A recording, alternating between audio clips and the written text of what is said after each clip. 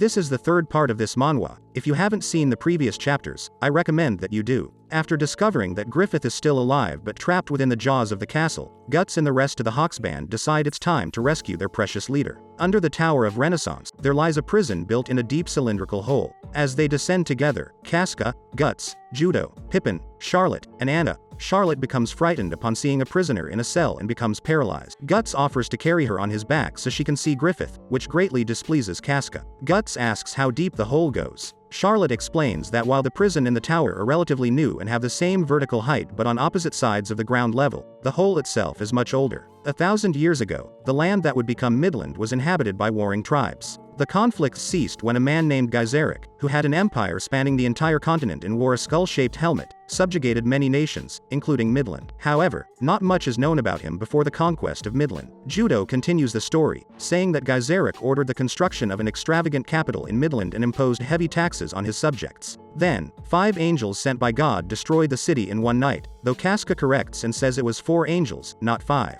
According to legends, the city of Geyserik existed and was cast underground by the angels, ending up at the bottom of the hole under the Tower of Renaissance. It is said that the current royal family of Midland is the only remaining lineage of Geyserik. As they descend the stairs, Casca drops her torch, which falls into the depths and lands in an ancient destroyed temple surrounded by corpses with strange symbols on their foreheads. Guts notices someone watching them from the shadows above the stairs they descended. However, he doesn't say anything about it. Finally, the group reaches Griffith's cell, but they receive no response when they call out. Casca manages to unlock and open the cell door. Though it's still dark, Guts discovers a naked body lying face down on the floor. The body belongs to Griffith. The young man is extremely emaciated and covered in wounds from repeated beatings. The skin on his back has been torn, revealing the muscles underneath. He wears a metal helmet on his head, cruelly imitating the one he used to wear when he was known as the White Hawk. Guts quickly approaches Griffith and holds him in his arms. Just like on his back, large areas of skin have been torn off his chest, stomach, and sides. His fingernails have been ripped off, and the tendons of his arms and legs have been cut. Guts asks Casca for the key to Griffith's metal mask. She is so shocked by what she sees that she can't move, so Judo takes the keys to help Guts. Together, they open and remove Griffith's mask, but what they see underneath is too horrifying for the others to witness. Guts warns Casca to stay away and not look at Griffith's face, and after these words, they put the mask back on him. Seconds later, Griffith awakens, and the first thing he sees when he opens his eyes is Guts' face looking at him. Slowly, he raises his arm and wraps his fingers around Guts' neck. Excitedly, Guts doesn't realize the situation and pulls Griffith towards him, trembling. Griffith places his hand on top of Guts. Charlotte pleads to see Griffith, but Pippin prevents her from doing so because she won't be able to bear the horror of his condition.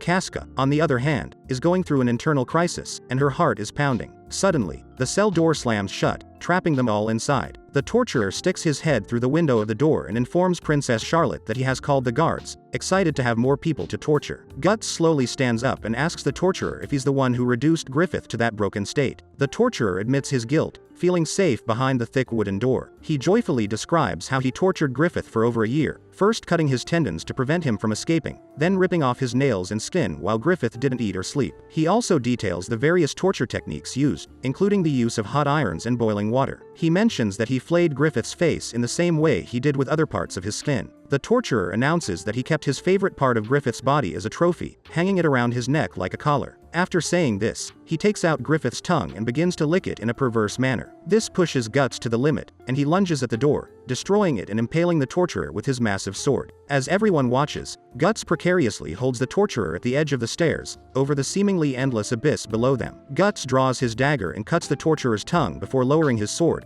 allowing the torturer to slide down the blade and fall into the hole to his death. But he can't get away that easily, and an arrow falls at Guts' feet, drawing his attention and that of the others to the upper levels of the stairs, where they see numerous guards ordering the group to drop their weapons. Casca can see from Guts' expression that he has no intention of obeying. Guts instructs the group to stay close to him and begins an energetic mission to make his way to the top of the prison. In the narrow staircase, the guards can't attack the group, and Guts begins to eliminate them one by one effortlessly. The guards fear for their lives and begin to retreat, but their leader orders them to defend the place, so they continue with their task. However, our man is engulfed in a whirlwind of power that allows him to crush them without them even having time to raise their swords. In this way, he quickly defeats them without receiving a scratch. Then, Guts plunges into a silent fury, using the bodies of the men he just defeated as shields against sporadic arrow attacks from above. In no time, he annihilates all the present soldiers. After this, Guts manages to leave the Tower of Renaissance. Casca orders Pippin, the burly and strong member of the group, to carry Griffith upstairs while the rescue team begins the long climb to escape the prison. Just at the entrance of the tower, they encounter another group of guards waiting for them. With explosive force, the tower door bursts open,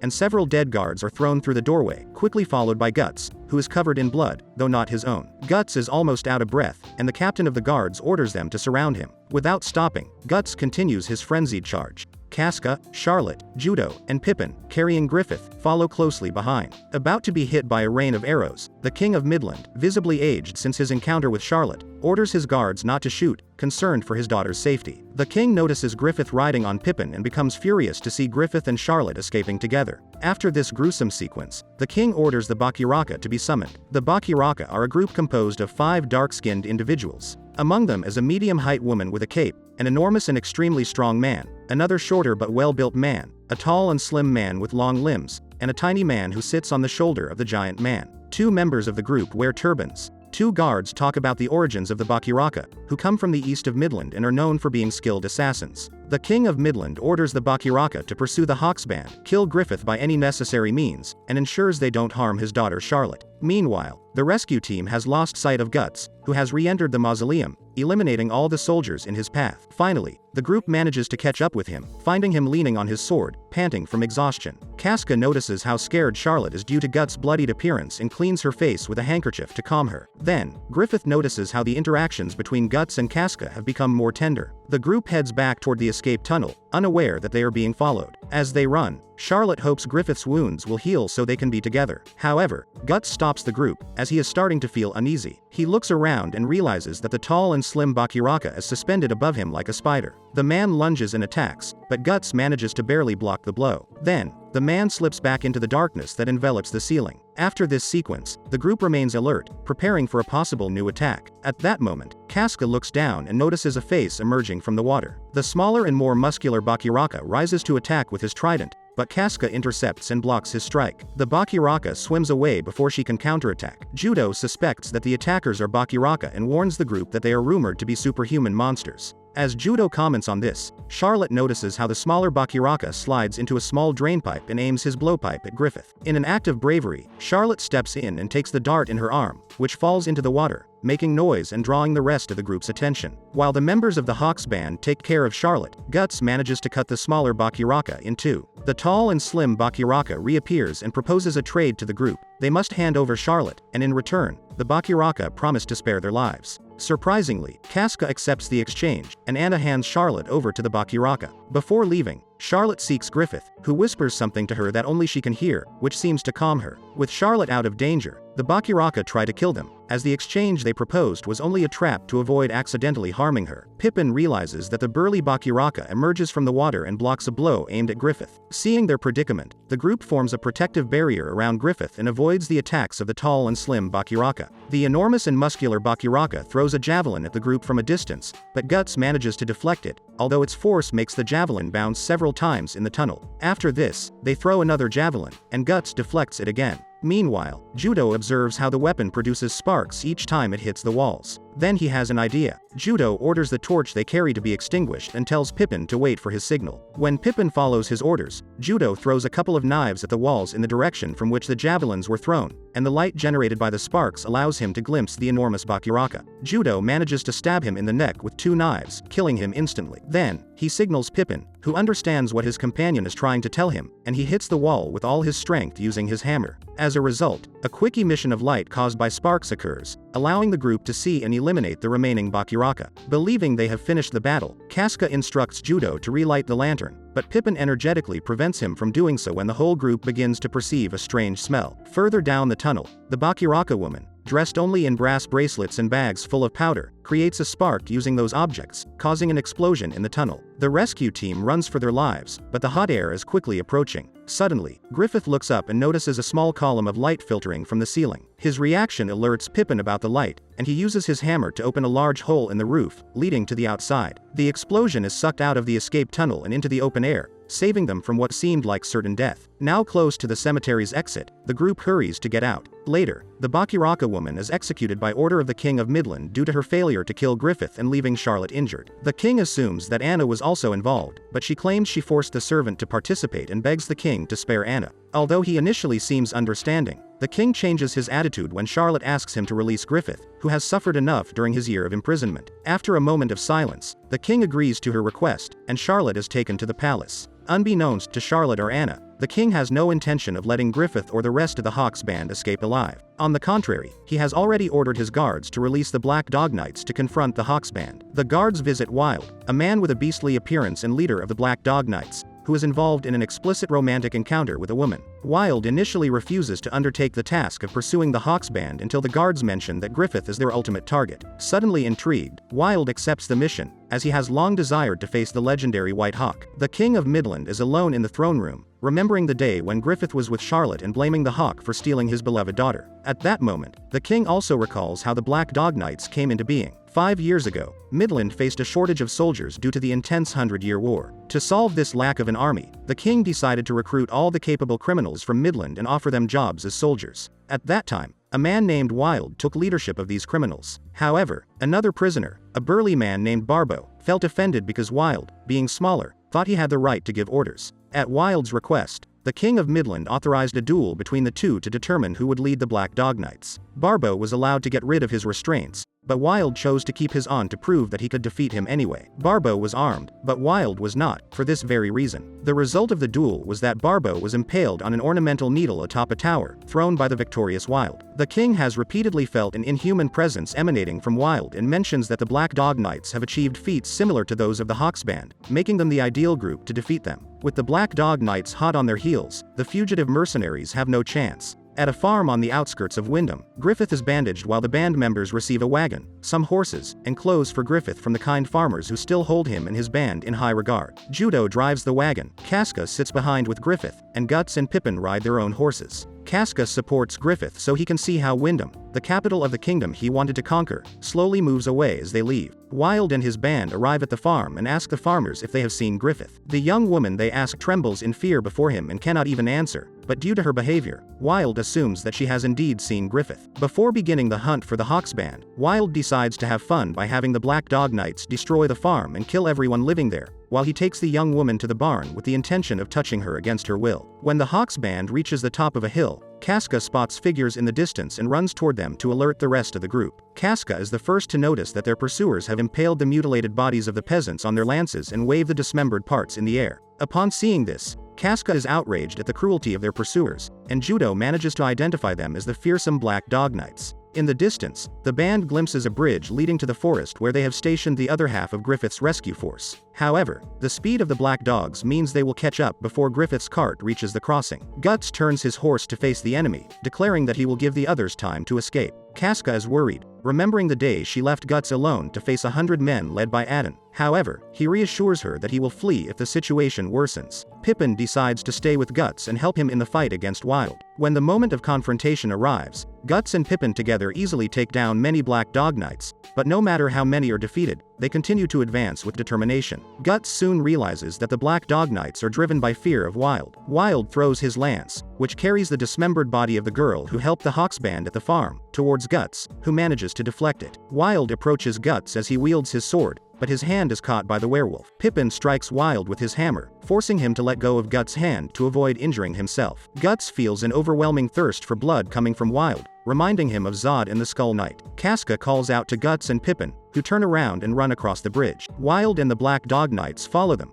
Aware that they have fallen into a trap, Wild heads directly towards it for the pleasure it will give him. Casca lights a fuse leading to barrels filled with gunpowder suspended under the bridge, and after the members of the Hawks band have crossed, while the Black Dog Knights are in the middle, the bridge explodes. Guts, Pippin, and Judo guide their horses to safety, moving away from the explosion that sends several Black Dog Knights flying through the air. Despite the apparent victory, Guts encourages the group to continue because it's better not to be complacent. In this way, they continue ascending the path, nearing the forest. Wild and some other Black Dog Knights manage to safely cross the bridge before the explosion, but they suffer significant losses, causing them to stop, disappointing Wild. One of his soldiers points out that the bridge may not be the only trap set by the members of the Hawks band, prompting Wild to explode the soldier's head with his index and middle fingers. The members of the Hawks band hear Wild and his men resuming the pursuit from afar. Guts wonders why, whenever Griffith is involved, death seems to be against them. Suddenly, He remembers both Zod's prophecy, which predicted Griffith's downfall, and the enigmatic message from the Skull Knight, which mentioned an event called the eclipse that would occur in a year. Doing the math, he realizes that message was delivered a year ago. Thus,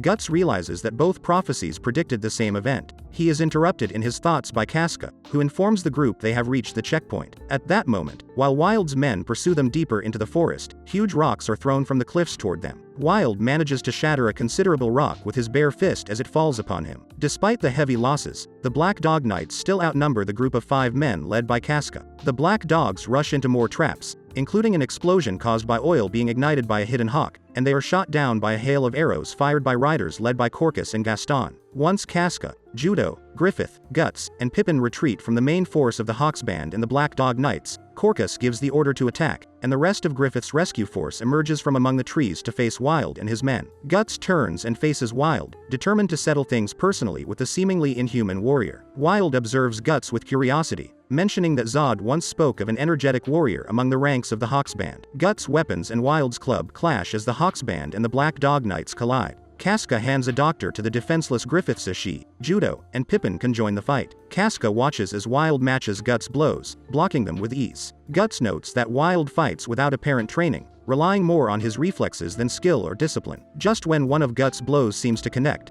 his brief triumph turns to surprise as he sees Wild catch the blade of his sword between his teeth. Still holding his sword, Guts jumps off his horse after receiving a powerful punch to the face from Wild that leaves him stunned. He steps on Wild's cheeks and wrenches the sword free, making him fall from his own horse. They exchange insults for a few seconds, but when Wild mentions the mysterious eclipse, Guts feels compelled to attack. His fast and furious movements make his weapons hard to follow. Griffith remains hidden in a small hollow under the roots of a tree, protected by 2 band members who assure him that the Black Dog Knights have not seen them. He tries to reach a nearby sword propped against the hollow's wall, but his wounds prevent him from grasping it firmly, and it falls uselessly to the ground. In his current state, he is unable to join the fight. Wild delivers such a powerful kick to Guts that it sends him several meters back. Tired and frustrated, Guts straightens up to face the enigmatic man with all his strength. The Hawks Band has gained an advantage over the Black Dog Knights, but one of the last remaining knights calls Wild to inform him that they are retreating. However, Wild is too immersed in his battle with Guts to consider the idea of leaving, so he decides to stay and fight there. With a swift move and using only one hand, Wild opens a huge hole in a tree trunk and strikes its newly created weak point. The tree collapses onto the retreating Black Dog Knights, ending their lives because he doesn't want any cowards who retreat to remain alive. Wild is enjoying his confrontation with Guts so much that he decides to take it to another level. He throws his club far away, towards the face of a Black Dog Knight, and begins to transform, filling the Hawks Band with surprise and horror. His body grows to be 3 times taller than Guts. The lower part of his body merges with what appears to be a headless gorilla, while Wild's upper half acts as its head. The gorilla's body has a large mouth right above its pectorals and 3 eyes, one on each shoulder and another oriented vertically along Wild's abdomen. Guts observes the similarities between Wild's transformation and Zod's. In his new monstrous form, Wild uproots an entire tree and uses it to strike Guts, who is sent flying through the treetops before falling to the ground, unconscious. Wild advances towards Casca, highlighting that she is the only woman in the Hawks Band dominated by men. However, before he can reach her, a hail of arrows fired by Judo's troops heads towards him, though it only irritates him. Wild tears out the arrows before wielding the tree against his attackers. Holding the massive tree horizontally, Wild uses it as a deadly weapon to impale the archers led by Judo. Taking advantage of their confusion due to his newly acquired strange and grotesque form, he devours them with his monstrous newly acquired mouth. Judo gives the order for the Hawks Band to retreat, as the battle has clearly become uneven. While Griffith's doctors rescue him from the hole under the tree and prepare for his evacuation, he observes Casca in the distance, distressed and crying over Guts' unconscious body, desperately trying to wake him up. His worst fears come true when Wild approaches them and advances with determination. Now, with no one to protect her, Wild savors the moment. He lifts Casca with his enormous hand and, with the other, strips her of her armor and tunic. Using his grotesquely transformed tongue, he attempts to violate her. However, the situation is reversed when Guts regains consciousness and drives his sword into Wild's tongue, cutting it with a single blow and saving the woman from a horrifying situation. Taking advantage of Wild's confusion, Guts inflicts a deep wound on his arm, causing the monster to release Casca. She picks up her sword, but Guts orders her to leave, giving her 2 reasons to do so. His first reason, in a sarcastic tone, is that her semi-naked presence might distract him too much in the middle of the fight. The second reason, more serious, is that he has a personal vendetta against them, and wants to face them all personally. With determination in his eyes, Guts prepares to face Wild, ready to fight to the end and carry out his vengeance without any distraction or interference. After being damaged twice in a row, Wild lost his enjoyment in the fight and now advances to strike Guts and end the battle. Filled with fear, Guts springs into action and manages to dodge the attack. He skillfully thrusts the blade of his sword into Wild's monstrous mouth and withdraws it with a single strike, inflicting a wound on him. He deftly dodges the giant's punches and kicks, and when the opportunity presents itself, he delivers a cut to Wild's legs, forcing him to fall. To everyone's surprise, Guts finds himself fighting alone against the colossal Wild and emerging victorious. Continuing with the fight, he jumps onto Wild's body and drives his sword into the gorilla's abdomen, but the monster's arms close, trapping Guts between them. Wild throws Guts once more towards the leafy canopy, and Guts destroys every branch his body collides with. The impact of the final landing on the ground causes Guts to spit blood. However, Guts' victory is short-lived. Wild jumps and lands just inches away from Guts, sending him flying through the air. While Guts is suspended in the air, Wild strikes him with the back of his enormous hand, sending him crashing into a particularly thick tree branch, where he hangs lifelessly on the ground. The members of the band realize that he has been completely defeated and begin to wonder if he is dead. Despite being unable to walk on his own, Griffith struggles to reach Guts, showing such determination that his mouth starts to bleed. Hanging from the tree, Guts has a flashback of his training with Erica at the foot of the waterfall. She threw logs through the waterfall, and he had suffered bone fractures as a result. She asked him why he pushed himself so hard in his training when, in her opinion, his only opponents were humans. Guts thought of Zod, an unbeatable opponent for any ordinary person. He questioned if he wanted to face the monster Zod again. With his uncertain response, she told him that any monster would be able to defeat him. Once again, he wasn't so sure. Guts regains consciousness on the tree just as Wild is about to grab his body. He acts quickly and delivers an upward strike, piercing the giant's central eye and Wild's smaller torso. Guts falls to the ground as Wild clutches his wounds. Determined to finish Guts off, the injured Wild decides that it is no longer time to play and prepares to deliver the killing blow, while Guts, for his part, is resolved to fight to the end. As Wild approaches slowly, Guts begins to assess his injuries. His legs tremble, his ribs are broken, he has lost a lot of blood, and he can barely move. He has no idea how to defeat his colossal opponent. Casca tries to help Guts, but Judo stops her, knowing that Guts hasn't given up the fight. Casca leans against a tree to calm herself, feeling distressed by Guts' insatiable desire to fight instead of escaping. Griffith observes them from a distance alongside Judo. Wild uses his gigantic foot to kick Guts, who blocks the blow with his sword. Though he is sent sliding across the ground due to the impact's force, Guts is virtually unharmed. However, his sword shows signs of damage. It has cracked and chipped despite its imposing size. Knowing that neither his body nor his sword could withstand another similar blow and survive, Guts devises a plan upon noticing the lifeless body of a nearby black dog knight. Wild searches the surroundings for Guts. He senses the presence of a hidden body behind a tree, but the slight movement of a leaf alerts him to activity in the treetops. He then goes straight through the tree trunk, knocking down both the deceased black dog knight leaning against it and the tree itself, which falls to the ground. Next, he spins around and delivers a powerful punch to the supposed attacker located higher up, a tree trunk dressed in Guts' armor. Wild destroys the trunk with his blow but fails to notice Guts' presence just behind him until it's too late. In his fall, Guts thrusts his sword through Wild's neck. Although the monster is still alive, he tries to get rid of Guts, who manages to climb onto the human portion of Wild's back for support. Guts seizes the opportunity to unsheath his dagger and stabs Wild in the heart and right eye. With his last bit of strength, the monster throws himself backward, crashing into a tree and disorienting Guts, who falls to the ground. Wild barely has the strength to look at the assault captain of the Hawks band before collapsing.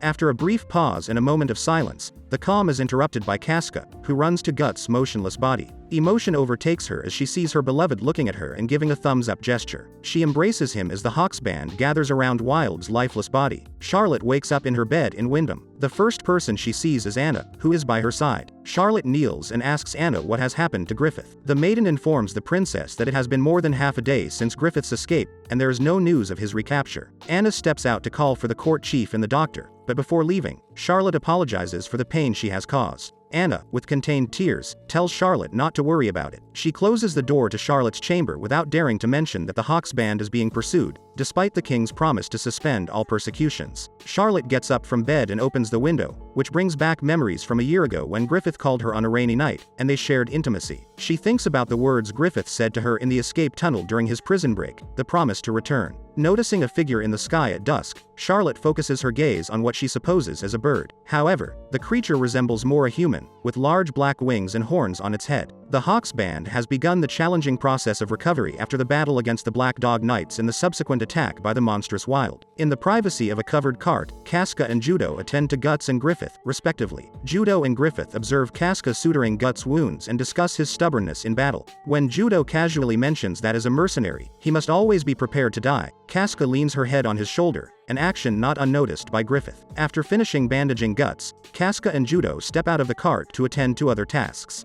Casca welcomes Griffith back to the band before departing. Outside the cart and out of Griffith's hearing range, Judo informs Casca of the sad news that Griffith's tendon injuries will prevent him from walking and wielding his sword again. The news deeply affects Casca, and she quickly turns around to give orders to the other mercenaries. Some uninjured members of the band gather around Wild's body, marveling at its immense size before moving on to their responsibilities. However, as they leave, one of them notices Wild's lifeless hand but decides not to do anything about it. Guts helps Griffith put on his old armor. Guts reclines in the cart next to Griffith, who is seated. He complains about Casca's careless sewing skills before settling comfortably and reminiscing with Griffith about the battle against Zod. Guts asks Griffith if he wants his heavy metal mask to be removed. Instead of the affirmative response Guts expected, Griffith turns his head towards his former armor and then looks at his own body. Guts understands the meaning, and after laughing at Griffith's strange request, he helps him put on the armor. Deep in the forest, Wild crawls away from the bodies of the mercenaries he has just killed. Wild has entered the Hawks band camp, shouting that he still desires to live. Guts finishes adjusting Griffith's armor. Griffith tries to reach for his sheathed sword with a trembling hand but fails to grasp it firmly and can't move it. Guts advises Griffith to be patient and recover before attempting anything too drastic. Griffith, speechless, seems to hesitate at Guts' words. Hearing commotion outside, Guts picks up a standard-sized sword lying in the cart before forcefully opening the trembling vehicle's cloth flaps. He is greeted by Wild's massive hand, which destroys the cart with a single blow, throwing Guts and Griffith out of it. With Guts' broken sword still at his neck, Wild reiterates his desire to live before crouching down and taking hold of Griffith with his hand. He holds Griffith in the air, threatening to kill him if anyone moves.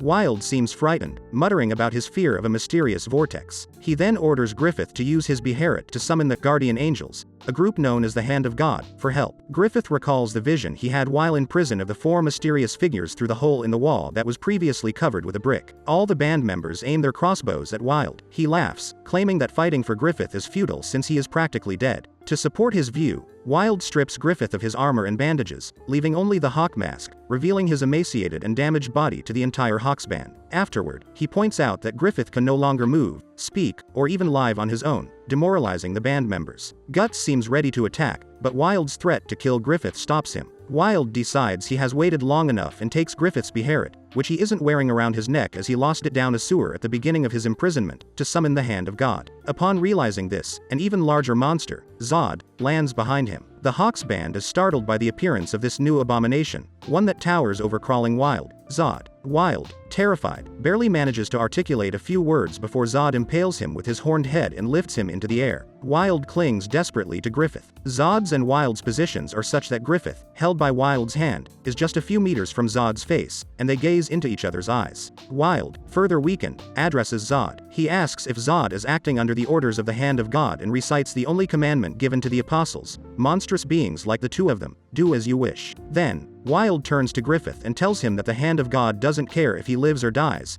even if he is the fifth, a term that confuses everyone present except for Zod. Zod replies that if that's the case, Wild will die either way, either from his wounds or at Zod's hand. And so it happens when Zod stands up and grabs each of Wild's limbs, pulling downward. Wild's stomach explodes, ending his life. Wild's death causes Griffith to fall from a great height, but Guts catches him before Wild's body is removed from Zod's horns and thrown to the ground. Zod stares at the Hawks band and then addresses Griffith, prophesying a precious possession he has lost and will find again. He spreads his wings, jumps, and takes flight. Guts shouts after him, asking if the eclipse and the impending death Zod had predicted have come in the form of Wild's attack. Zod refuses to answer, merely saying that everything will be revealed soon, and flies away. Just then, a band member draws Casca's attention to Wild's body. As everyone watches, a deformed tentacled mass emerges from the wound in Wild's stomach. The tentacles extend from the center of his corpse, grabbing his limbs. Guts realizes that Wild's body is collapsing, imploding upon itself due to the tentacles dragging Wild's limbs toward his own body.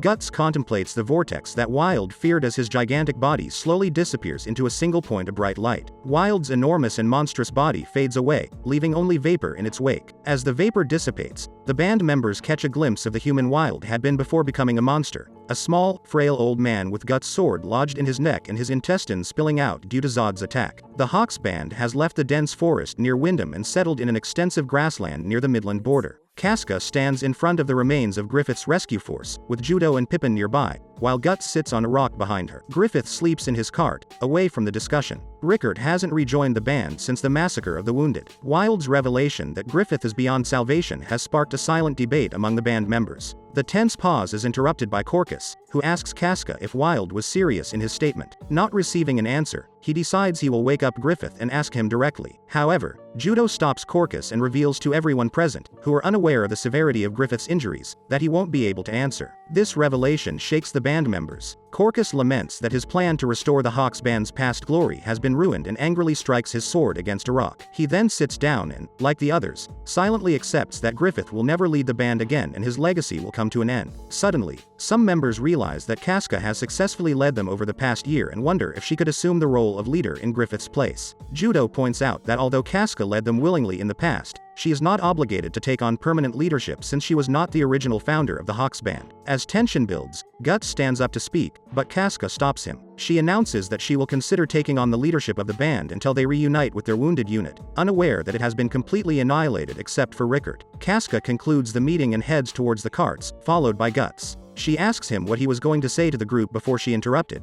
to which he responds that he intended to tell them to finish the battles they have started. Casca turns to him and tells him that although Guts no longer relies on Griffith's dream to move forward, the other band members still do, and they can't simply be asked to keep going. She leans on his shoulder and confesses that she has felt lonely as the band's leader. Unbeknownst to her, Griffith, who is actually awake, watches them through the cart's flaps. Casca goes to the cart to change Griffith's bandages, while Guts reflects on her words. Griffith locks eyes with Casca as she changes the bandages. He notices how tiny her hands have become and remembers how those same hands once reached for an ambitious dream. Lost in her thoughts, Casca accidentally knocks over a bowl of water with her knee. She tells Griffith she will fetch another blanket to replace the wet one but is surprised when Griffith gets up and snuggles next to her. Surprised, Casca asks Griffith to stop squirming on top of her so she can remove the blanket, but halfway through, she decides not to and, with some uncertainty, allows Griffith to snuggle up against. Meanwhile, Guts and Judo are sitting together in the field. Judo asks Guts what he plans to do once the Hawks band comes to an end, but Guts doesn't have a clear answer. In turn, Guts asks Judo what he will do, and Judo replies that he will recruit some men from the band to form his own band of thieves and take care of Griffith. Guts offers to join him, but Judo refuses, saying that Guts has already abandoned them and, therefore, has no obligation to take care of Griffith. Judo suggests that Guts take Casca with him when he leaves, but before he can explain his reasoning, their conversation is interrupted by the arrival of Gaston and the rest of the raiders, Guts' former unit. Gaston asks Guts if he intends to leave again and proposes that the raiders join him. The devotion and camaraderie they show towards their captain bring back fond memories of his time with the band a year before, and Guts realizes that his true place was with the band from the beginning. Casca sits outside Griffith's cart, noticeably trembling. As she tries to calm herself, Guts approaches her and stands up to hide his own emotions. He comments that Griffith is sleeping in the cart, but Guts senses the distance between them. He asks for an explanation for her behavior, but she denies everything and lies, saying that nothing happened between her and Griffith in the cart. Casca clings to Guts' chest and tearfully confesses that she can't leave with him because of Griffith's condition. She sees Griffith as the proud warrior he once was and the mere shadow of what he is now,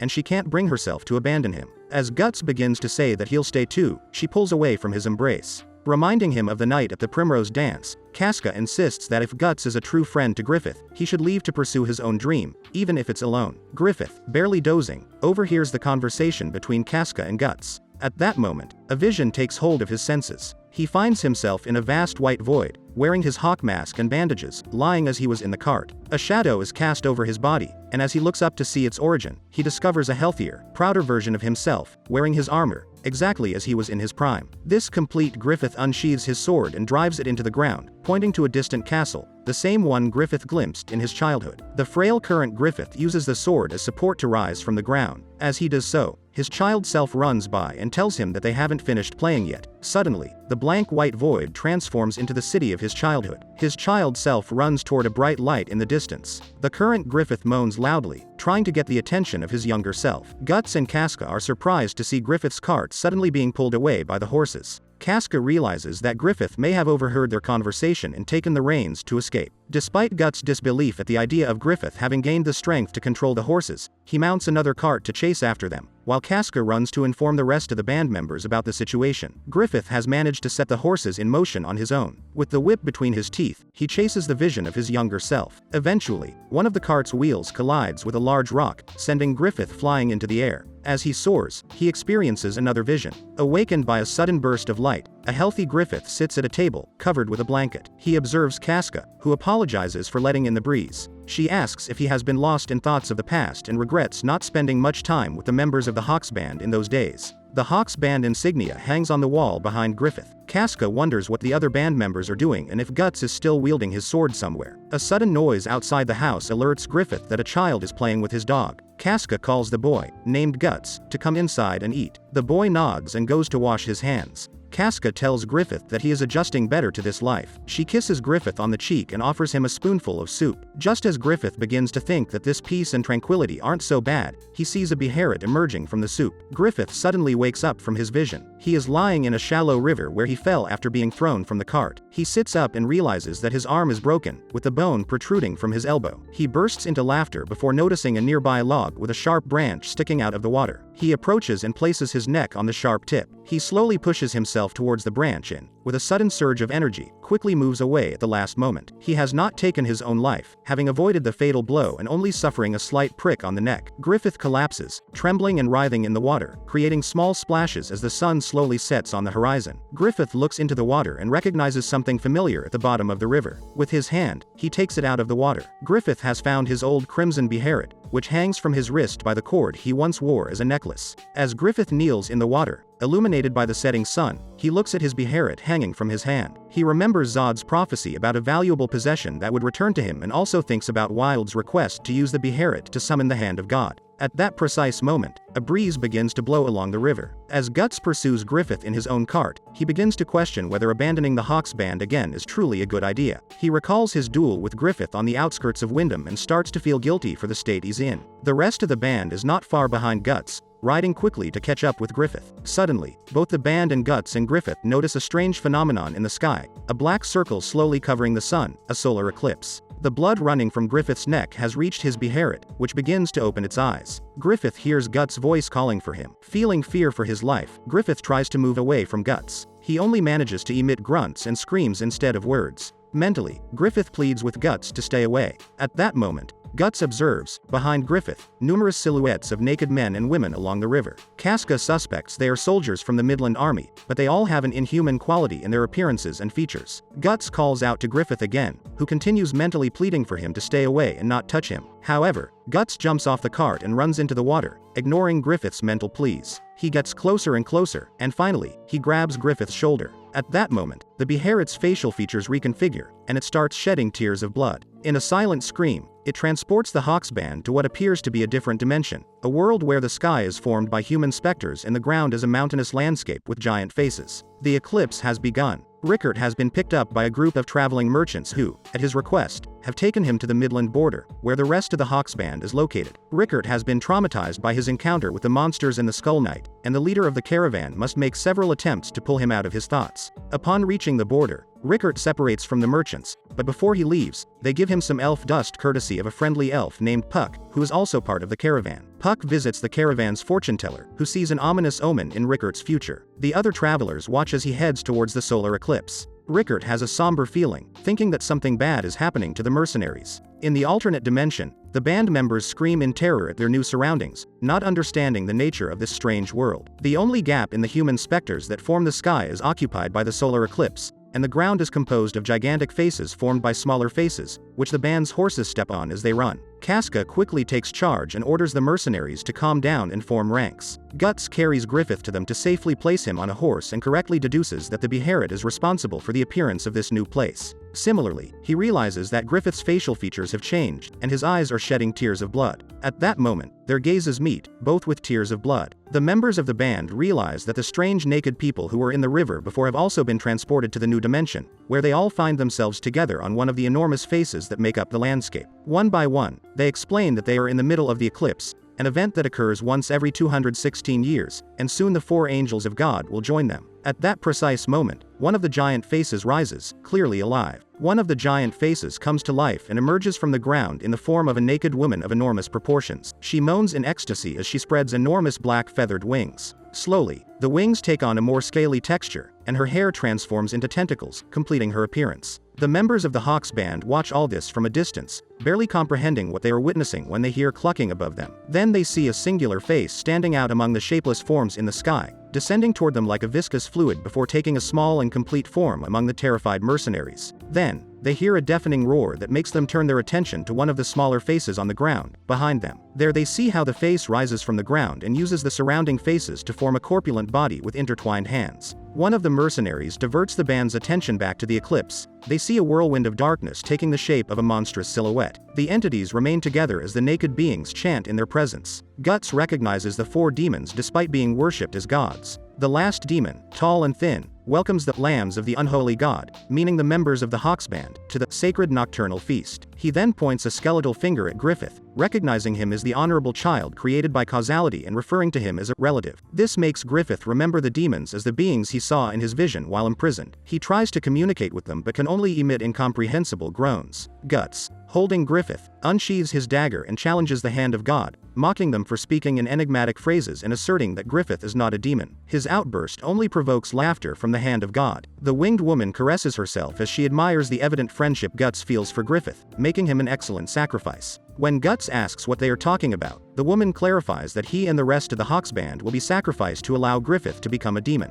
In turn, the smallest member of the Hand of God explains that the Crimson Beherit came to Griffith because he is destined to become a true demon. He indicates that the naked beings among them in the Hawks band are apostles, people like Zod and Wild who transformed into monsters using Beherits. However, Griffith's Beherit is special. The use of the Crimson Beherit, known as the Egg of the King, will allow Griffith to become the 5th member of the Hand of God instead of just an apostle. When one of the members casually mentions that the band will be sacrificed to achieve Griffith's transformation, the apostles burst into laughter and, in unison, transform in front of the terrified humans. Guts begins to attack Griffith, questioning whether he is really willing to sacrifice the band to join the Hand of God. The mute Griffith cannot physically respond but is paralyzed in the presence of the Hand of God. The tall and thin member of the Hand of God takes care of explaining. Their lives have been intertwined through causality at that moment, in what they call the invocation of doom. The remaining being advances in the process of turning Griffith into one of them. A huge hand, with the palm facing up, emerges from the ground to lift Griffith into the sky. As Guts holds onto Griffith, he is also lifted, but the rest of the Hawks band loses support on the ground of faces, which move to form the giant arm. The faces that make up the arm try to prevent Griffith from falling to the ground and dying, but they make no effort to help Guts,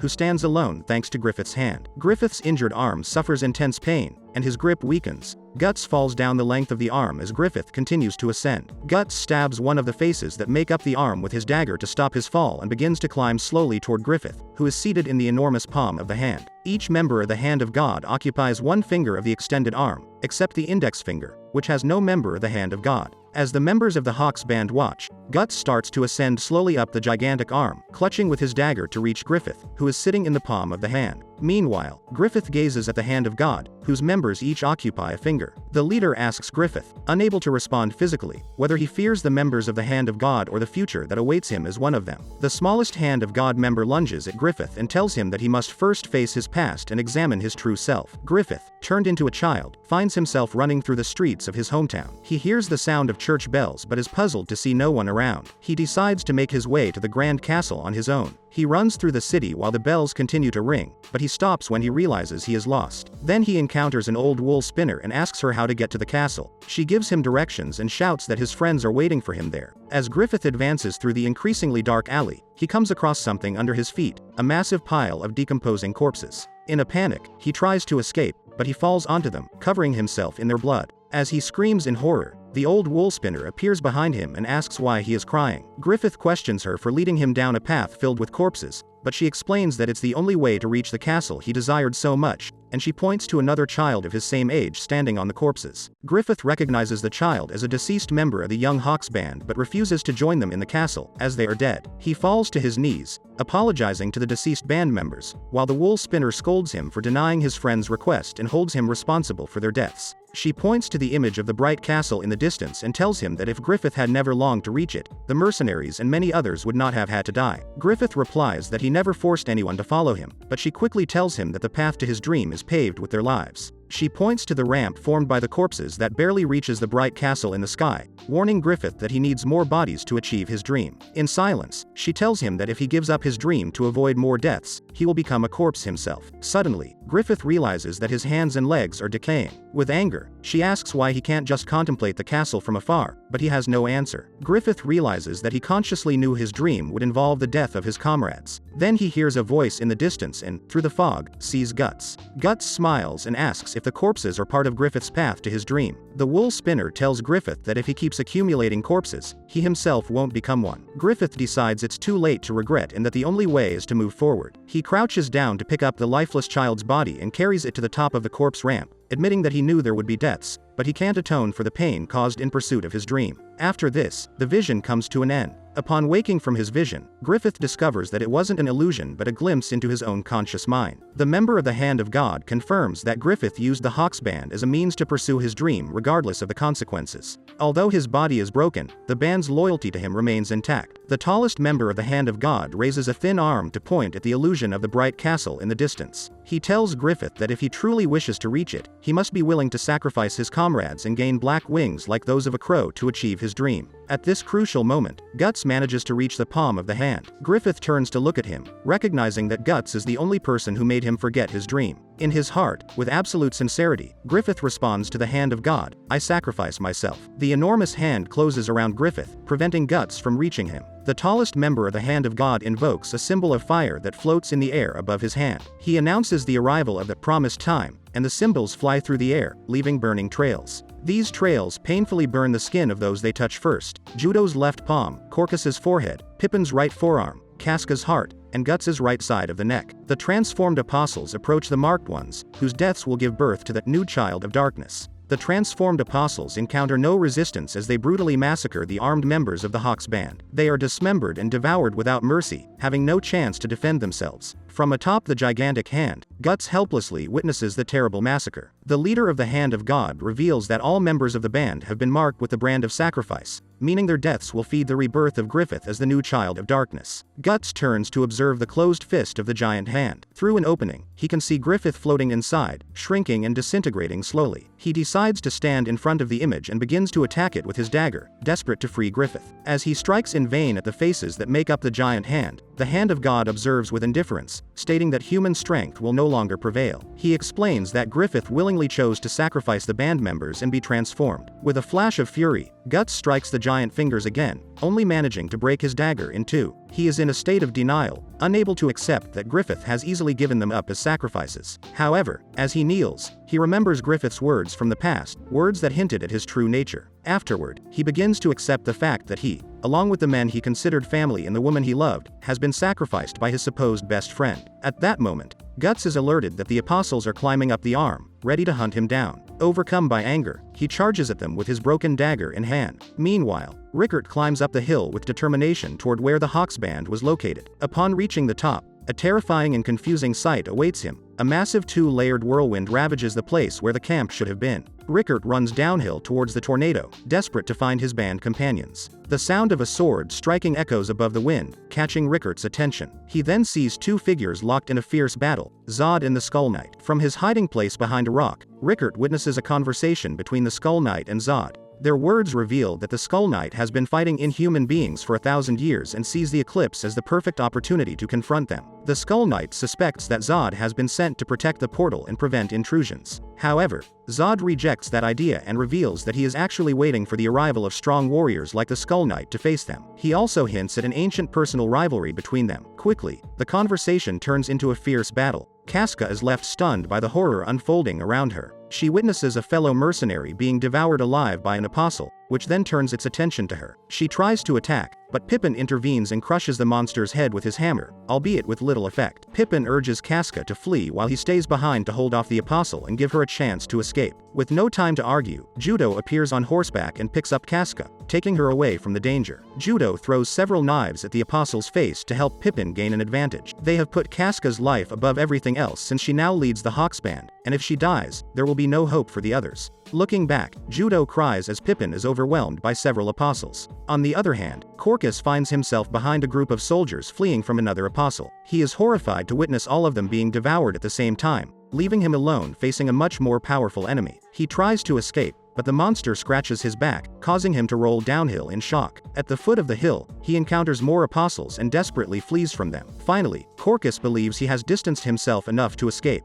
Overwhelmed by despair, he convinces himself that the Hawks band and the fate that awaits them are just a dream and prays for someone to wake him up. As he cries, a beautiful naked woman emerges from the darkness. Seductively, she approaches him, and despite sensing that something is wrong, Corcus gets closer and buries his face between her breasts, unaware of the transformation that is about to occur and threatens to kill him. Casca and Judo escape from the apostles, moving away from the gigantic hand that holds Guts and Griffith. With tears in her eyes, Casca wonders if they are in hell or in the nightmare Griffith longed for and implores him for an answer. As they run, they are intercepted by an apostle, which Judo quickly eliminates with a swing of his sword. Another apostle chases their horse, but Judo knocks it down by thrusting a knife into its eye. A third apostle appears, but Judo doesn't realize it until it's too late. It traps his arm with its jaws. Casca draws her own sword and stabs the apostle's jaw, making it release Judo. However, her arm is now severely injured, and she can barely use her weapons effectively. Casca pleads with Judo to turn the horse. Although they don't know if there's an escape,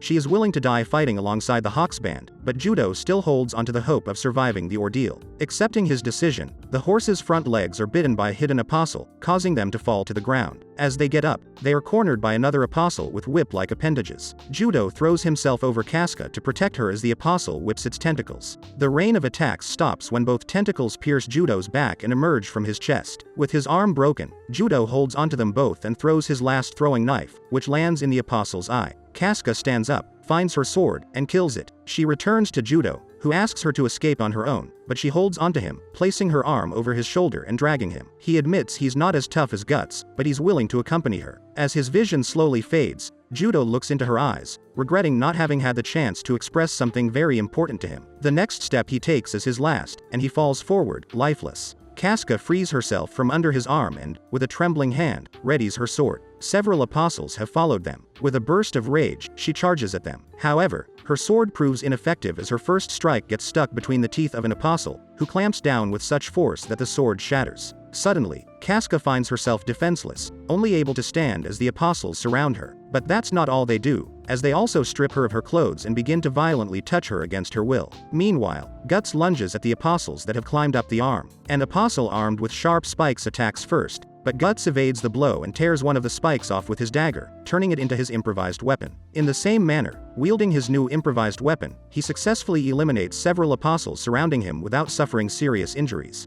The woman from the hand of God watches as Guts fights desperately to survive, noting the irony that his fiery determination only further feeds Griffith's transformation. Guts keeps fighting until an apostle grabs him by the neck with both hands. Filled with rage, he bites the apostle's hand in response, but the apostle violently hurls him against one of the fingers of the gigantic hand, leaving him stunned by the impact. However, Guts quickly recovers and goes back on the offensive. On the other hand, Griffith feels himself sinking deeper into an endless ocean. As he sinks into its depths, he has visions of the members of the Hawks band being massacred, and their deaths seem to nourish him. He experiences the pain they feel as they die, but emotionally, Griffith remains insensitive to their suffering. In the darkness of the infinite abyss, Griffith perceives a whirlpool from which Beharit-shaped bubbles emerge, floating upward, passing by him, and heading toward the surface. Then Griffith confronts a being he identifies as God. An entity welcomes Griffith, introducing itself as fragments of flesh to its realm but corrects Griffith's initial assessment of its identity. It is the essence of evil. It takes the form of an immense heart covered in numerous open eyes, and gaseous substance emanates from its valves. Two double helix-shaped valves extend from below. The entity asks Griffith to observe around him. Both of them float in a vast void filled with the gaseous substance, which Griffith soon realizes are the spirits of many different people. The essence of evil explains that all human beings possess a collective subconscious,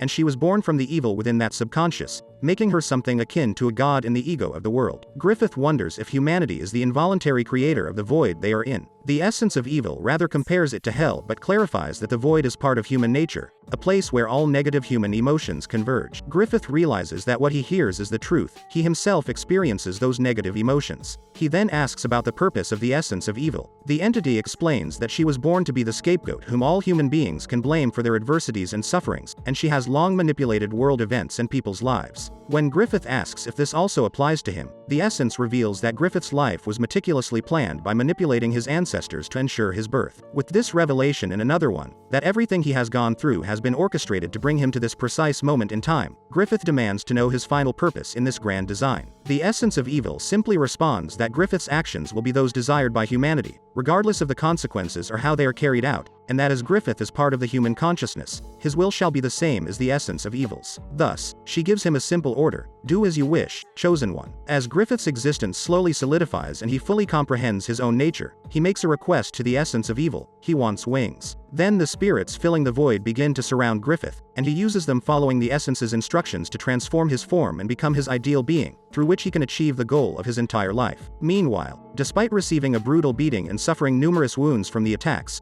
Guts manages to offer considerable resistance to the apostles, who are stronger and more numerous than him. He jumps on their heads to gain an advantageous position in height, but this tactic eventually leads him to fall over the edge of the giant hand. In midair, Guts spins around and stabs the giant hand's wrist with his beak to stop his fall. Looking up, he realizes that the apostles are following him, climbing up the arm, so he releases the beak and slides backward down the arm. As he slides, his foot gets caught on a protrusion, throwing him off balance and making him fall. Another protrusion launches him off the arm, and he free falls to the ground. His landing is cushioned by liquid, and he quickly realizes it's blood. He looks around and sees the lifeless bodies of the Hawks band members surrounding him, their blood forming a new red lake. Overwhelmed by terror, Guts calls for Judo, Pippin, Corcus, his old raiding party, and any other survivors, but he receives no response. His voice breaks as he calls for Casca, and he begins to fear the worst. Finally, Gaston responds to his calls. He staggers over, missing an arm, and appears gravely injured. Gaston asks his former captain how they ended up like this, how the entire Hawks band has been massacred. Remember the strange feeling of discomfort he had from his first encounter with Zod. He recalls the celebrations they used to have after successful campaigns and mentions that in hindsight, Griffith seemed too perfect to be real. Gaston weakens further in Guts' arms, who shouts at him to stay alive. However,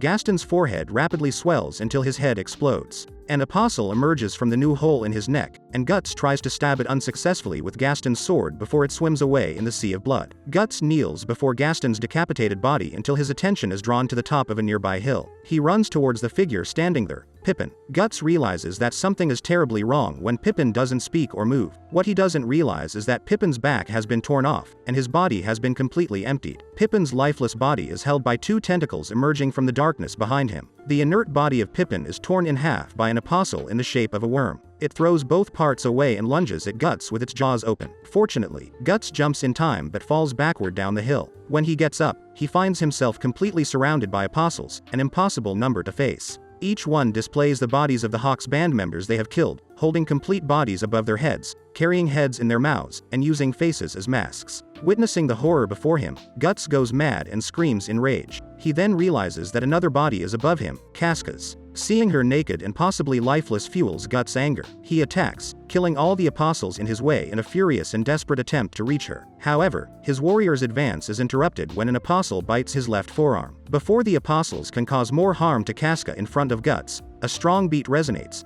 drawing all his attention to the giant hand amidst the chaos. Griffith's metamorphosis is complete. The Hand of God, Void, Conrad, Ubik, and Slan gather to welcome the fifth and final member, Femto. Griffith's transformation is astonishing. He now resembles a massive black mass of flesh sculpted to appear as a muscular man. A pair of dark, sturdy wings unfold from his shoulders. The only recognizable feature of Griffith is the exoskeleton in the shape of a helmet, identical to the old Hawk's helmet. His face is barely visible under it, but it's unmistakable, except for his intensely red lips and inhuman eyes. In a sepulchral silence, Griffith spreads his wings to the maximum and descends ominously from the giant hand, landing a few meters away from Guts, who is trapped. The apostles silently surround Guts and the new Hand of God, preventing any attempt to kill or devour Guts. Griffith extends his arm horizontally, inviting the barely conscious body of the only remaining living member of the Hawks band, Casca, who is suspended in the air by one of the nearby apostles. Guts watches horrified and immobilized as Griffith starts violently abusing Casca. Each of Griffith's movements fills Guts with rage. After a few seconds of observation, Guts strikes the apostle's teeth that hold his arm, but in vain. His sword breaks after a few strikes. However, after a brief moment of hesitation, Guts uses his broken sword to begin cutting his own arm violently and free himself, despite the disinterest of the hand of God. Once free, wounded and mutilated, Guts turns his broken sword towards Griffith. Now freed but with a lost arm, Guts charges towards Griffith, radiating total and absolute rage from his being. However, his advance is halted by several apostles, who immobilize him on the ground as he helplessly witnesses Griffith tormenting Casca.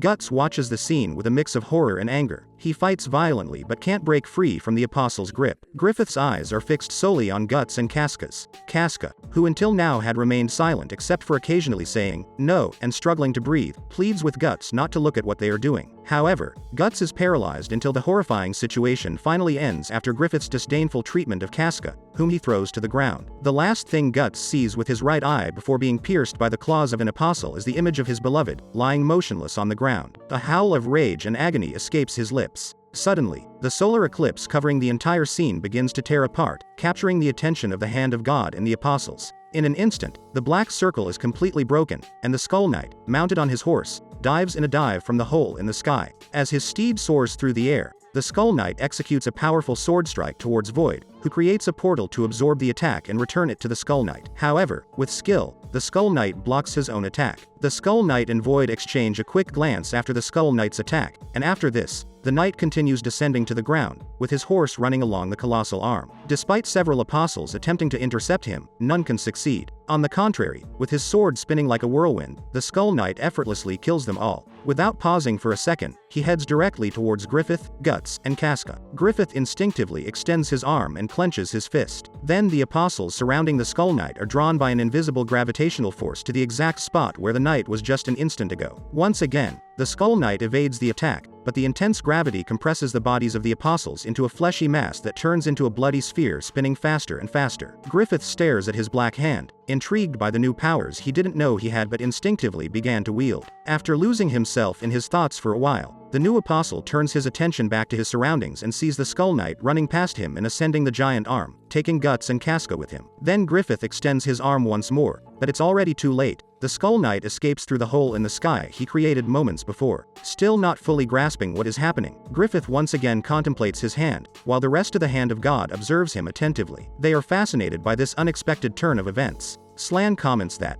although this event was unpredictable, it will affect the flow of causality in the same way a fish jumping out of the water alters the course of a river. Together, the hand of God ushers in an era of darkness after Griffith's metamorphosis into Femto. Outside the gigantic inverted tornado, Zod adjusts his limbs after his seemingly unsuccessful encounter with the Skull Knight, unaware that Rickard is hiding behind a large nearby rock. With a flash coming from one side of the tornado, the Skull Knight is expelled from the Eclipse world, taking Guts and Casca with him on his horse. Despite the force with which he was expelled, he lands right in front of Rickard, who cannot help but look at him with terror. The young man screams upon seeing the state of his comrades' bodies, and at the same time, the Skull Knight notices the elven dust Rickard has in his possession. The Skull Knight dismounts his horse and places Casca, naked and seriously injured, as well as an unconscious Guts, in the terrified arms of Rickard. After this, he asks Rickard to take care of them, assuring him that it is not their time to die. While Rickard tends to Guts and Casca, Zod stealthily approaches the Skull Knight from behind, reducing his size. The Skull Knight calmly addresses Zod, warning Rickard not to get distracted and to continue with the medical attention. Then, he asks Zod to postpone their battle for the time being. Seeing how important the Skull Knight considers someone, Zod can't help but burst into laughter, entertained by the impossibility of the circumstances. However, he accepts the Skull Knight's request and tells everyone to leave before the tornado dissipates, releasing all the apostles inside. The Skull Knight addresses Rickard and assures him that, for now, Guts and Casca are safe. Then, he lifts both of them onto his horse once more, preparing to take them to an unknown place. Astonished, Rickard asks about the rest of the Hawks band, but he is informed that no one is left alive. However, one detail is omitted, as the Skull Knight hides the truth from Rickard that Griffith is responsible for their deaths. The Skull Knight asks Rickard if he wants to stay with Guts and Casca. With Rickard's affirmative answer, the Skull Knight takes him by the shirt and carries him along with them on his horse. Zod watches them depart together, eager to see how Guts will live in this new world full of demons and death. And that's how the third part of this manhwa ends. If you've reached this part of the video, let me tell you that you've been one of the few people to make it here, so comment the word monster in the comments. Remember to subscribe to not miss any videos. With that said, see you in the next video.